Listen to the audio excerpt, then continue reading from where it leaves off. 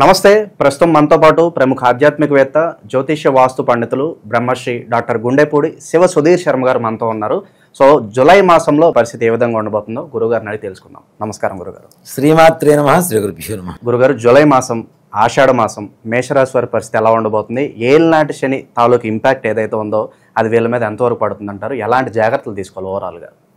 ఇక్కడ ముఖ్యంగా నాన్న మేషరాశి వారి లక్షణాలు విషయానికి వస్తే వీళ్ళు చపల చిత్తం ఎక్కువగా ఉంటుంది. అంటే స్థిరమైనటువంటి ఆలోచన స్థితిలో ఉండరు. జంపింగ్ మెంటాలిటీ అంటాం కదా, ఒక చోటు నుంచి అంటే ఒక పని చేస్తూనే దాని మధ్యలో ఆపేసి మరలా ఇంకొక పని మళ్ళీ నెత్తినెత్తుకోవటం, దాన్ని మరలా మధ్యలో ఆపేయటం, మరలా ఇంకో పని. దీని ద్వారా ఏమవుతుందంటే వీళ్ళకి తొందరగా మనం సెటిల్ అవ్వలేకపోతున్నామేమో అనేటువంటి ఒక ఆలోచన ఎక్కువగా ఉంటుంది వీళ్ళల్లో. కాబట్టి అది కొంచెం జాగ్రత్త పడవలసినటువంటి లక్షణాలు.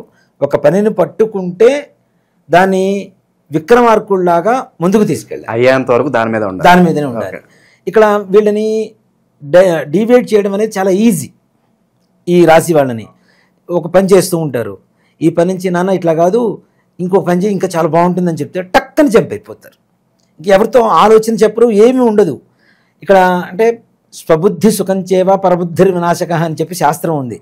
మన బుద్ధి మనకి ఎప్పుడు కూడా సుఖాన్ని ఇస్తుంది, పక్క వాళ్ళ ఆలోచన కొంచెం వినాశనాన్ని ఇస్తుంది అనేటువంటి ఒక సామెత ఏదైతే ఉందో మనకి శాస్త్రం, దాన్ని తప్పనిసరిగా వంట పట్టించుకోవాల్సినటువంటి పరిస్థితి మేషరాశి వాళ్ళకి తప్పనిసరిగా కలుగుతుంది. ఇక మేషరాశి వాళ్ళకి జూలై మాసంలో ఎలా ఉండబోతుంది అనేటువంటి విషయానికి వస్తే, ముఖ్యంగా జూలైలో పోయిన నెలలో కూడా చాలా బాగుందని చెప్పాం మనం, జూన్లో కూడా. జూలైలో కూడా చాలా విశేషమైనటువంటి యోగం కలగబోతుంది. ఏళ్ళనాటి శని ఇంపాక్ట్ అంత ఉండదంటారా? ఉండదు నాన్న, ఇక్కడ తక్కువ. ఇక్కడ చాలామంది ఏంటంటే ఎంతసేపటికి మేషరాశికి ద్వాదశంలో శని వచ్చేసాడు, మార్చి 29వ తారీఖున ఏమైపోతామో అమ్మో అది ఇదని భయపడుతున్నారు. కానీ ముఖ్యంగా గురుడు బాగుంటే ఎవ్వరు ఏం చేయలేరు. తృతీయ స్థానంలో గురుడు ఉన్నాడు, అదే ముఖ్యమైనటువంటి కారణం. అంతేకాకుండా అన్ని గ్రహాలు కూడా శుభవీక్షణ కలిగి ఉన్నాయి. శుక్రుడు కావచ్చు, అలాగే రవి కావచ్చు, కేతువు కావచ్చు, రాహువు కావచ్చు, ఇట్లాంటి బుధగ్రహం కావచ్చు.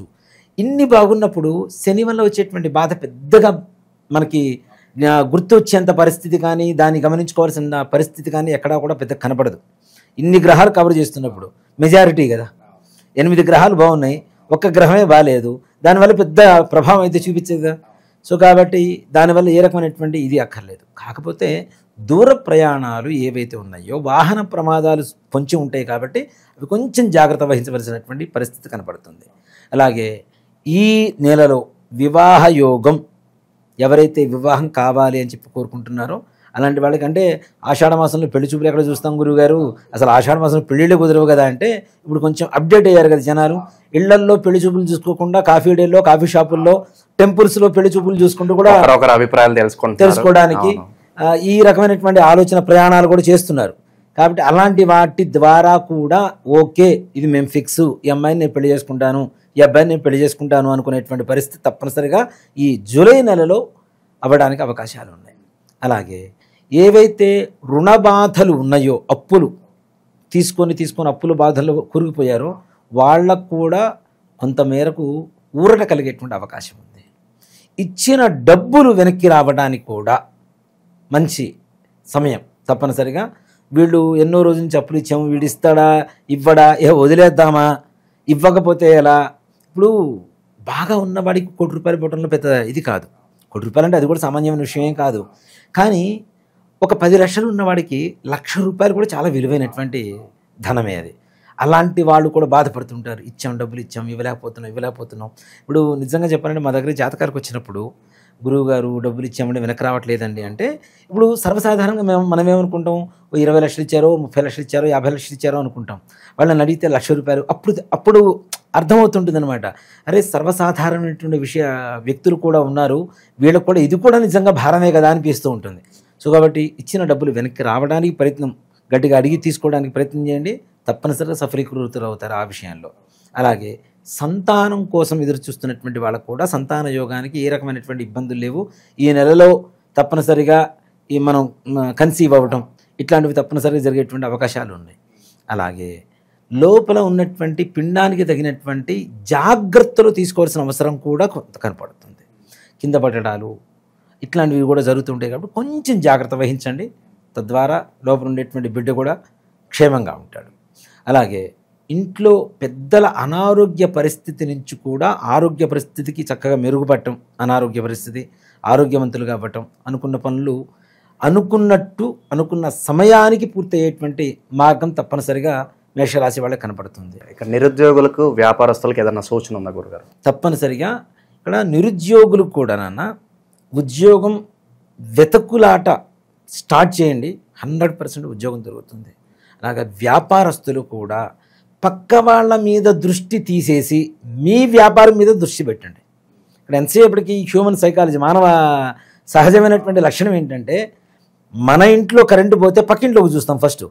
అట్లాగే ఆ లక్షణాలు మానేసి మన వ్యాపారం మీద మనం ఎప్పుడైతే దృష్టి పెడతామో తప్పనిసరిగా ఇప్పుడున్నటువంటి పరిస్థితుల్లో మంచి సమయం, సానుకూలంగా ఉన్నటువంటి సమయం కాబట్టి దృష్టి పెట్టండి. వ్యాపార విషయంలో చాలా చక్కగా ముందుకు వెళ్ళేటువంటి అవకాశం ఉంది. ఇక రాజకీయ నాయకుల పరిస్థితికి వస్తే వాళ్ళకు కూడా ఉన్నతమైనటువంటి స్థితి కలుగుతుంది, కానీ కొంచెం టెన్షన్తో. Without tension there is no success. వీళ్ళకి రిస్క్ ఉండాలంటారు. రిస్క్ ఉంటుంది, గ్యారంటీ. అవుతుందా కాదా, అవుతుందా కాదా, చివరిలో కూడా వేరే వ్యక్తి పోటీకి రావటం, ఆ పోటీ తత్వంలో కూడా మరలా వీళ్ళకి జయం కలగడం అనేటువంటిది అంటే టెన్షన్తో కూడుకున్న వ్యవహారమే కదా. అవునా? రాజకీయ పరమైనటువంటి పదవులు ఎప్పుడు ఉంటాయో ఎప్పుడు పోతాయో కూడా తెలియనటువంటి పరిస్థితులు. అలాంటి వాళ్ళకి చిన్న చిన్న లీడర్స్ కూడా మంచి ఉన్నతమైనటువంటి పదవులు కలిగేటువంటి యోగం కనబడుతుంది. రియల్ ఎస్టేట్ రంగం వాళ్ళ వ్యవహారానికి వస్తే కూడా వాళ్ళకు కూడా మొన్న లాస్ట్ టైం కూడా చెప్పాను నేను, జూన్ నుంచే రేట్లు పెరుగుతున్నాయి, గ్యారంటీ పెరుగుతాయి కూడా. రాబోయేటువంటి రోజుల్లో ఇంకా రేట్లు పెరుగుతున్నాయి. ఇంతవరకు పెట్టినటువంటి పెట్టుబడులకి కట్టుకున్నటువంటి వడ్డీలు ఏవైతే ఉన్నాయో వాటికి మించినటువంటి ఆదాయం మీరు తొందరలో చవి చూడబోతున్నారు అన్న విషయాన్ని గుర్తుపెట్టుకోండి. తప్పనిసరిగా రియల్ ఎస్టేట్ రంగం వాళ్ళకు కూడా బాగుంటుంది. ఇక్కడ ముఖ్యంగా ఏంటంటే కొన్ని వ్యవహారాలు, ఇప్పుడు మనం జాతకం చెప్తున్నాం నాన్న, ఇట్లా గోచార ఫలితం చెప్తున్నాం కానీ మేషరాశిలో ఉన్నటువంటి ఇన్ని వేల కోట్ల మందికి, ఇన్ని వందల కోట్ల మందికి ఒకేలాగా ఉండాలని గ్యారంటీ లేదు ఎక్కడా కూడా. కాబట్టి వాళ్ళ వ్యక్తిగత జాతకం ఎప్పుడైతే చూస్తామో వాళ్ళకు ఉండేటువంటి గ్రహస్థితి, వాళ్ళు పుట్టినప్పుడు కానీ జన్మకుండలి, రాశికుండలి ఇవన్నీ చూసి, నవాంశ ఇవన్నీ చూసిన తర్వాత వాళ్ళ వైవాహిక జీవితం ఎలా ఉండబోతుంది, వాళ్ళ జీవితం ఎలా ఉండబోతుంది, సంపాదన ఎలా ఉండబోతుంది, ఇట్లాంటివన్నీ కూడాను వాళ్ళ వ్యక్తిగత జీవితం జాతకం చూస్తే తప్పనిసరిగా చెప్పవచ్చు. జాతకం అనేది డీప్గా వెళ్తే ఇక్కడ ఇప్పుడు తల్లిదండ్రులు జాతకం తీసుకొని వస్తారు నాన్న కొడుకుది. కొడుకు ఫ్రెండ్స్ ఏ ఫిజిక్లో ఉంటారు, అంటే ఫిజికల్గా ఎలా ఉంటారు అనేది కూడా చెప్పొచ్చు. ఏ స్కిన్ కలర్లో ఉంటారు, వాళ్ళు ఫిజికల్గా ఏ పర్సనాలిటీతో ఉంటారు, ఎలా ఉంటారు అనేది కూడా చెప్పదగినంత సూక్ష్మంగా లోపలికి వెళ్తే చెప్పారు. ఏ టైంలో మనం ఏ పనులు చేయాలి, కొన్ని రాంగ్ దశల్లో కొన్ని పనులు చేయడం వల్ల కూడా చాలా లాస్ వస్తుంది. తప్పనిసరిగా నాన్న, ఇప్పుడు మనకి టెంప్ట్ అయిపోయాం కదా అని చెప్పి గ్రహాలు అదే స్థాయిలో పనిచేయాలంటే కష్టం కదా. ఇక్కడ ఇప్పుడు కూడా టెంప్టింగ్ అనేది చూడండి, మంచి గ్రహస్థితి ఉన్నప్పుడు ఉండదు, 1-2 సార్లు ఆలోచింపజేస్తుంది. చెడు గ్రహస్థితి ఉన్నప్పుడే కదా టెంప్ట్ చేసేది. ఆటోమేటిక్గా వీళ్ళు ఏం చేస్తారంటే అయిపోయింది చెప్పి ముందుకు అడిగేస్తారు, దెబ్బతింటారు. మీరు ఇప్పుడు టెంప్టింగ్ అన్నారు కాబట్టి సాధారణంగా వీళ్ళు ఏళ్ళనాటి శనిలో ఉన్నారు కదా గురుగారు, ఈ టైంలో ఎవరో ఏదో ప్రలోభాలు పెట్టి నీకు అక్కడ ఉద్యోగం ఉంది, డబ్బులు కట్టాలి, లేదంటే అక్కడ ఏదో ఉంది నాతో వ్యాపారం చేయి, కొన్ని ఏదో అంటే ప్రలోభాలకు పెట్టే వాళ్ళు ఎక్కువ అవుతారు అంటారు. తప్పనిసరిగా నాన్న, ఇప్పుడు ఈ స్థలం తీసుకో బాగుంటుంది, అది ఆల్రెడీ వేరే వాళ్ళకి రిజిస్ట్రేషన్ అయి ఉంటుంది. ఉద్యోగం, డబ్బులు ఇస్తామని ఇప్పుడు ఇది పెద్ద ఒక మాఫియాలాగా తయారైపోయింది. కాబట్టి ఇట్లాంటి వాటిలో జాగ్రత్త పడాల్సినటువంటి అవసరం చాలా ఉంది. అలా టెంప్ట్ అవ్వద్దు. గురుడు తృతీయంలో ఉన్నాడు, తగిన కొంచెం సమయం కేటాయిస్తే మంచి ఆలోచన వస్తుంది. కాబట్టి టెంప్ట్ అయిపోయి ముందుకు వెళ్ళొద్దు. దీంట్లో ముఖ్యంగా హైట్ తక్కువగా, కలర్ తక్కువగా ఉండేటువంటి పర్సన్స్ ఎక్కువగా మీకు తారసపడేటువంటి అవకాశాలు ఉన్నాయి. వీళ్ళని ఈ రాశి వాళ్ళు ప్రస్తుతానికి ఉన్నటువంటి పరిస్థితుల్లో అసలు నమ్మొద్దని చెప్తా. వాళ్ళ ద్వారానే తప్పుడు అడుగులు వేసేటువంటి పరిస్థితులు కనపడుతుంది. ఇక చివరగా విద్యార్థుల పరిస్థితి ఏంటి, విదేశాలకు ప్రయత్నించుకోవచ్చు అంటారా? విద్యార్థులకి కూడా చాలా ఉన్నతమైనటువంటి అంటే వాళ్ళు రాసిన పరీక్షలు ఏవైతే ఉంటాయో ఉత్తీర్ణులు అవుతారు, దాంట్లో ఏ రకమైనటువంటి సమస్య లేదు. విదేశీ ప్రయాణాలకి కొంచెం లేట్ అవుతుంది, అంటే ప్రస్తుతానికి ఇప్పుడున్నటువంటి ఈ జూలై నెలలో అవుతుందని చెప్పడానికి అవకాశం తక్కువ. కాబట్టి దాన్ని వాయిదా వేసుకోవడం అనేది సూచించదగినటువంటి విషయం. గురుగారు ప్రత్యేకంగా వీళ్ళు ఏళ్ళనాటి శనిలో ఉన్నారు అండ్ మనకి ఆషాఢ మాసం, సో ఆ శని ప్రభావం కాస్త తగ్గడానికి ఏదైనా పరిహారాలు ఉంటే చెప్పండి. ఒక మాట చెప్పాలంటే ఈ జూలై మాసంలో క్యాలెండర్ చూసుకుంటే మనకు అర్థమైపోతుంటుంది, పుష్యమి నక్షత్రం వచ్చిన రోజున కానీ, ఉత్తరాభాద్ర నక్షత్రం వచ్చిన రోజున కానీ, అనురాధ నక్షత్రం వచ్చిన రోజున కానీ, అది ఏ వారమైనా కానివ్వండి, శనివారం కావచ్చు, కాకపోవచ్చు, ఏదైనా కావచ్చు, ఈ 3 నక్షత్రాలు, నెలలో 3 నక్షత్రాలు ఒక్కసారి అంటే 3 రోజుల్లో వస్తాయి. ఈ 3 రోజులు కూడా తప్పనిసరిగా నల్లటివి కానీ నీలవర్ణపు వస్త్రాలు కానీ ధరించండి. ఓకే, ధరించండి తప్పనిసరిగా. వీళ్ళకి అనుకున్నట్టుగా కొంతవరకు పనులు అవ్వడానికి అవకాశం ఉంటుంది. ఇంకా కఠినమైన పనులు ఉన్నాయండి మా గురువుగారు కావాలి అనుకున్న వాళ్ళు తప్పనిసరిగా నల్ల నువ్వులు, నువ్వుల నూనె, ఒక నల్లటి వస్త్రం శనీశ్వరుడి దగ్గర సమర్పించి చక్కగా నవగ్రహాలకు 27 ప్రదక్షిణాలు చేయండి. ప్రదక్షిణాలు చేసిన తర్వాత కాళ్ళు కడుక్కోకుండా అక్కడ ఉన్నటువంటి ప్రధాన ఆలయానికి నమస్కారం చేసుకుని రండి. తప్పనిసరిగా పనులు అవుతాయి. పితృదోషాలు ఉన్నాయని చెప్పి చాలా వరకు కూడా అడుగుతున్నారు. అవునన్నా, పితృదోషం, స్త్రీశాపం, వీటి వల్ల అత్యధికమైనటువంటి బాధలు అనుభవిస్తున్నారు. ఇలాంటి వాటికి ఒకటే పరిహారం చూస్తుంటాం, one and only solution, remedy అనుకోవచ్చు. అంతే.